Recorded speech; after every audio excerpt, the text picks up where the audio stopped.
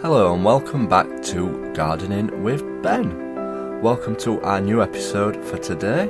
I hope you're enjoying all the podcasts that we're putting out there. If you've not subscribed to our channel, make sure you click the subscribe button to stay up to date with all our podcasts, what get launched, and feel free to follow us on all our social media platforms, Facebook, YouTube and Instagram, Gardening with Ben. If you are listening on Apple Podcasts, make sure you leave a review as well, as it's always good to see who's listening and what you think of the podcast. Let's start today's episode. Hello and welcome to today's episode. In today's episode we are going to be talking about all things potatoes. Now is the time to be thinking about your potatoes and getting them ready for the allotment. Now if you go to garden centres or supermarkets, they will start selling seed potatoes, and there's plenty of choices out there to try and grow. The two varieties what I'm growing this year are Charlotte and Mary's Piper. Those are varieties that I've tried in the past. They've done really well, they taste delicious, and I'm going to grow them as they're nice and easy to grow. These were purchased from Wilkinson's. They usually sell them nice and cheap, so they're not too expensive to buy, and you usually get a big bag full of them. So what you need to start looking at is starting them chitting. Now chitting potatoes means that you are basically starting to wake them up and get them growing. Now many people, what they do is they save the egg boxes and they put the potatoes in where the eggs usually go, and they have the eyes facing upwards, and they will start to send the shoots out if you leave them in a light place. So that is what chitting is.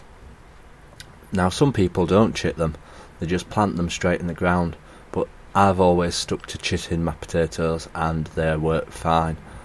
So I will start them off now, chitting, and then I will be planting them around Good Friday. Now I know Good Friday moves every year, but that's an old wives' tale, and I've always stuck to that rule. It's something to do with the moon, something like that, so that's what I usually do. Now potatoes, you can either plant them in the ground if you've got an allotment, or if you've not got an allotment and you've got a backyard or a garden, you can plant them in potato bags. Now you'll probably put about 3 or 4 in the potato bag, and that will be sufficient. So you'll need quite a few bags, but obviously if you're growing them in bags you will need to keep them watered more, because the rain won't get in there and they won't hold the water as well as they would do in the ground. But you can have great success with growing them in a bag, because there's more space above where you put the potatoes for them to grow and get bigger and better crops from them. A lot of people get better crops from growing them in bags. So if you're thinking about growing either in the ground or in the bags, I'd probably suggest growing them in the bags. And what you can always do is that they have like a little flap at the bottom. You can always open the little flap to see if they are ready or not before digging them up as you would do in the ground. So that's a little tip there for you, and those bags aren't expensive and they will last you years and years to come. So potatoes are pretty easy to plant in the ground. What you need to do when you do plant them in the ground is leave enough space in between each one. You're possibly looking at around about 60 centimetres in between each potato, so that it's got the space to grow. And what people usually do is they usually dig a trough and then place the potatoes every 60 centimetres. Reason for this is so that they can swell up and got plenty of room to grow, and also you can keep them weeded in between. Now as the shoots start to pop through the ground for the potatoes, what you need to do is you need to build up the soil on top. This will create extra space for more potatoes to grow, because when the root shoots get to the top of the ground, they won't grow no more potatoes on top of the ground. So the more that you build it up like a barrier, the more potatoes you will have growing in that area. So that's why people build them up, and also it protects the plant from the cold as well and keeps it upright. Now, potatoes are usually ready because obviously you want to know when they'll be ready. You don't know when they'll be ready to be picked if they're under the ground.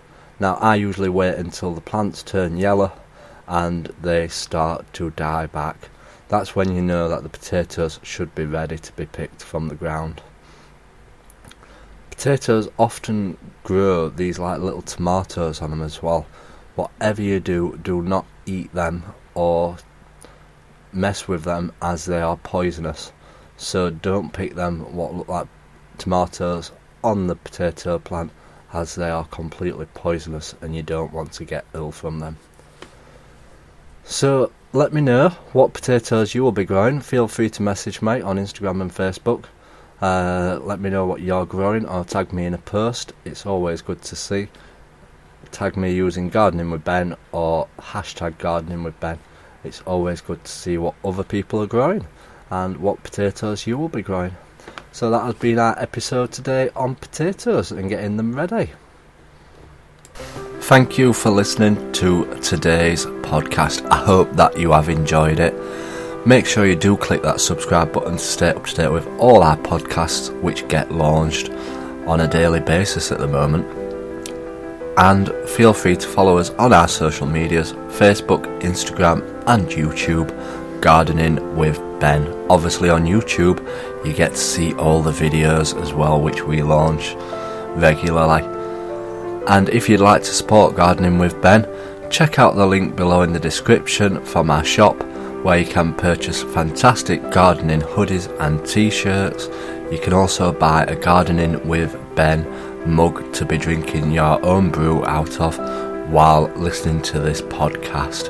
And we've launched recently a fantastic range of greeting cards which can be used for any occasion, and also for letters to send to family and friends. So thanks for listening, and as always, remember, keep gardening.